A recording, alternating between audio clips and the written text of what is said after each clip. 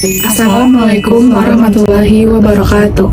Perkenalkan, kami dari kelompok 2, yaitu dengan kelompok kasus Sipina Bifida, dengan saya sendiri Asifah Lasmi dengan NIM 022 11006.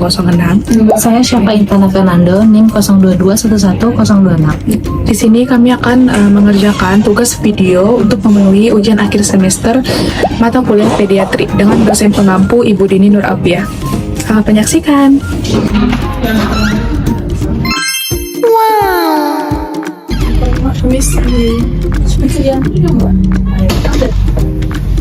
Ada speaker, cuma mic-nya kayaknya rusak. Selamat sore Ibu, perkenalkan saya fisioterapi Syafa Intana yang akan membantu Ibu dan Ade pada hari ini.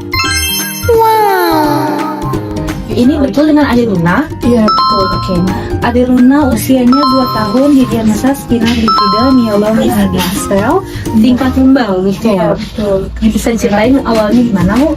Jadi tuh dia kan dari lahir, nah pas lahir kemarin tuh udah sempat dilakukan operasi persiapannya. Nah jadi sekarang tuh cuman Luna nih gampang sekali nyeri tekan gitu loh. Terus keluhan utamanya di situ. Iya, terus saya tuh mau dia tuh duduk berdiri tuh kayak mandiri gitu.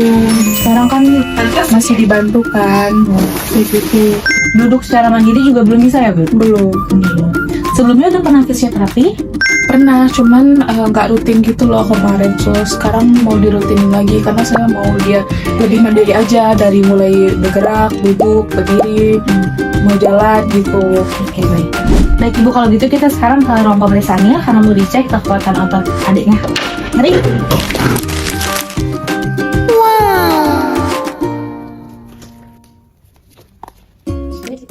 Oke, diperiksa dulu ya, adiknya boleh tiduran, telentang.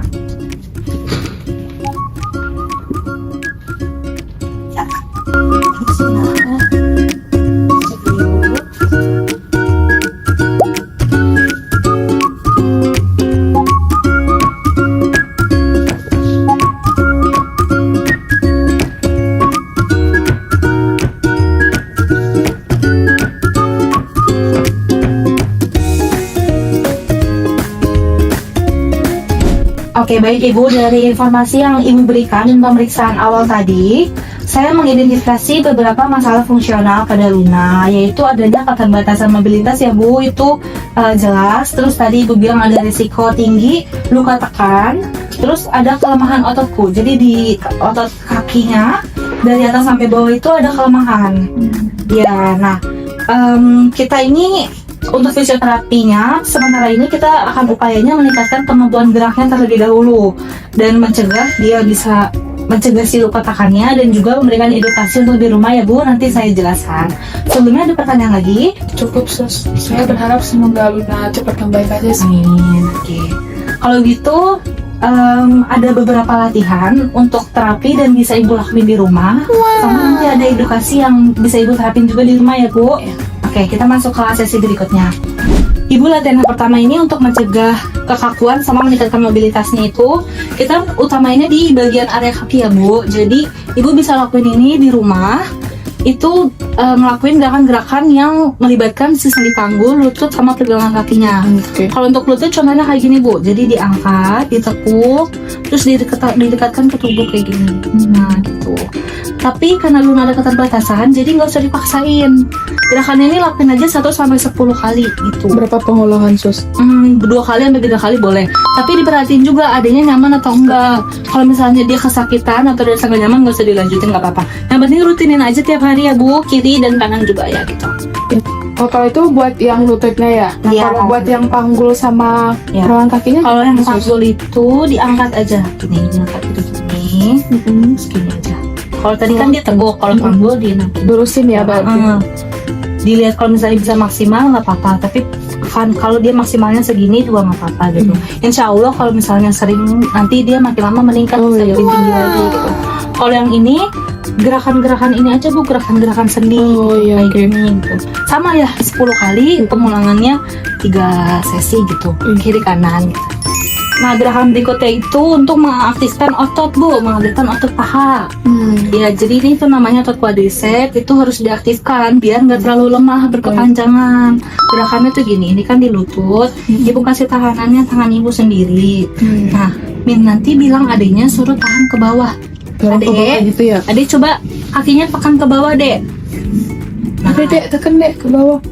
Ya ada nih, mungkin dia masih bingung ya Bu, nggak apa-apa, ntar diajarin aja. Pokoknya yang bener itu, pokoknya kakinya itu dia nahan sama ya Ibu, 5-10 kali, setnya 2-3 kali setiap hari ya, kiri kanan.